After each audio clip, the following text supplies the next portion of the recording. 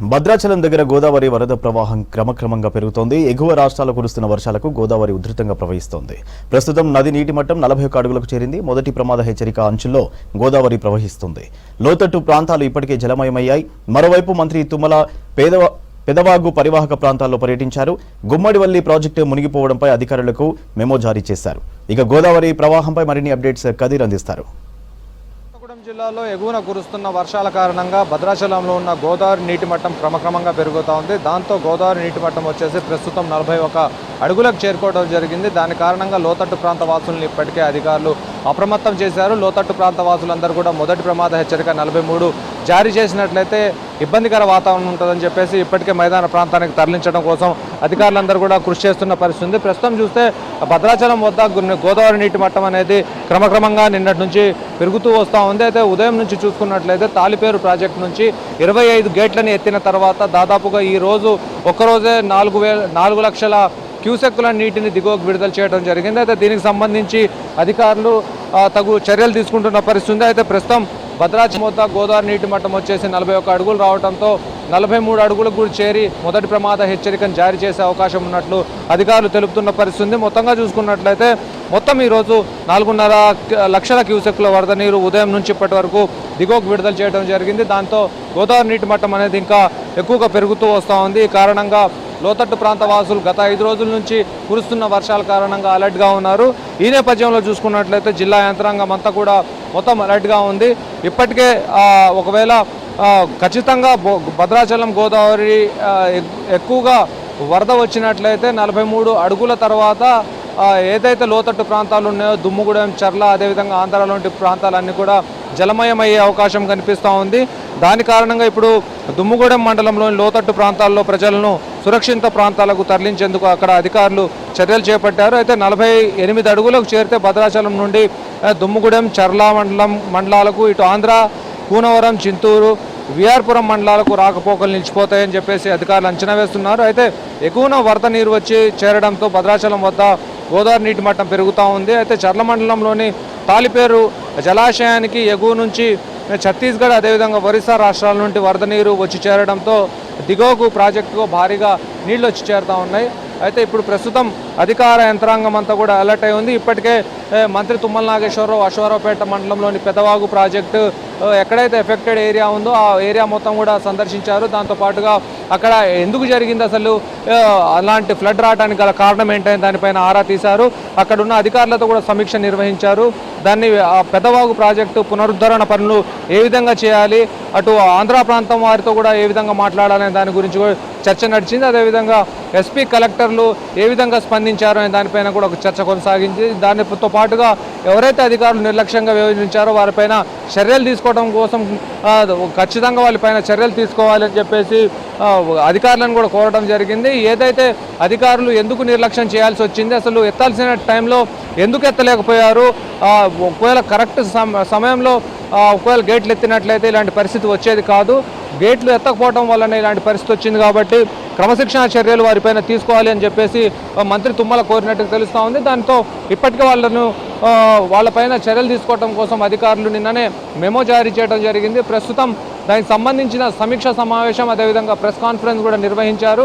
ఖచ్చితంగా దానికి బాధ్యులైన వారిపైన చర్యలు ఉంటాయని చెప్పేసి తుమ్మల తెలపడం జరిగింది. దాంతోపాటుగా ఎక్కడైతే ప్రభావిత ప్రాంతం ఉందో ఆ ప్రాంత వాసులందరినీ కూడా ఆదుకుంటాం. ఖచ్చితంగా ప్రతి ఇంటికి 10 కేజీల బియ్యంతో పాటు అక్కడ వాళ్ళకు నిత్యావసర సరుకులు కూడా అందజేస్తాం.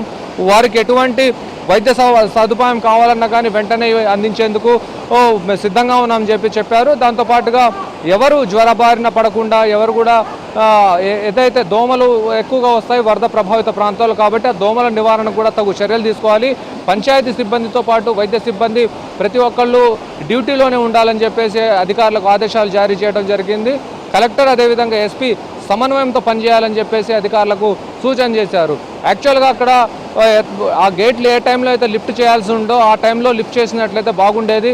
ఇలాంటి ప్రమాదం జరిగేది కాదు, ఒక ప్రాజెక్టుని పునరుద్ధరించాల్సిన అవసరం వచ్చి పడేది కాదు అని చెప్పేసి తుమ్మల అధికారుల తీరుపై కొంత అసహనం వ్యక్తం చేసిన పరిస్థితి అయితే మనం అక్కడ ఆయన మాటల్లో తెలుస్తూ ఉంది. దాన్ని బట్టి ఇప్పుడు ప్రస్తుతం అధికారులపైన చర్యలు తీసుకోవడం కోసం కూడా అక్కడ మొత్తం సిద్ధమైనట్టు తెలుస్తూ ఉంది. ప్రస్తుతం భద్రాచలం పైన ఎక్కువగా ఫోకస్ పెట్టారు.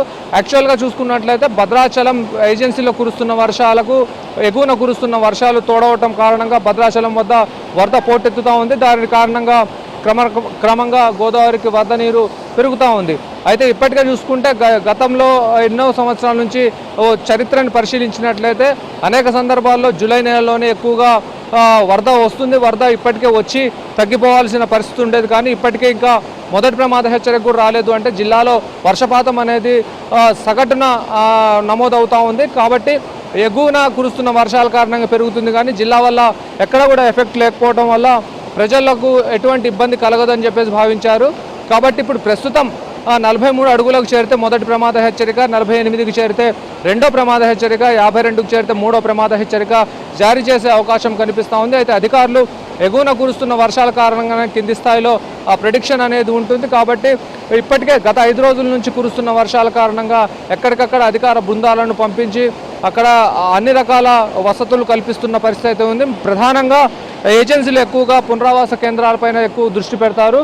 పునరావాస కేంద్రాల కారణంగానే అనేక సందర్భాల్లో పునరావాస కేంద్రాలకు తీసుకొచ్చేందుకు వాళ్ళు ఇబ్బందులు ఎదుర్కోవాల్సి ఉంటుంది. ఎందుకు అంటే ప్రతి సందర్భంలో ఆదివాసీ ఎక్కువగా ఏజెన్సీ ప్రాంతం ఉంటుంది కాబట్టి వాళ్ళు ఇండ్లలోంచి రావాలి అంటే వాళ్ళకు ప్రతిసారి వరదలతో అలవాటే కాబట్టి అలవాటు ఉన్న క్రమంలో వాళ్ళు తొందరగా ఇండ్ల నుంచి రావాలంటే బయటకు వచ్చే పరిస్థితి ఉండదు. ఎన్నో సందర్భాల్లో వాళ్లకు అన్ని విధాలుగా నచ్చజెప్పి ప్రాణ నష్టం వాటిల్లకుండా వాళ్ళని మైదాన ప్రాంతానికి తీసుకురావాల్సి ఉంటుంది.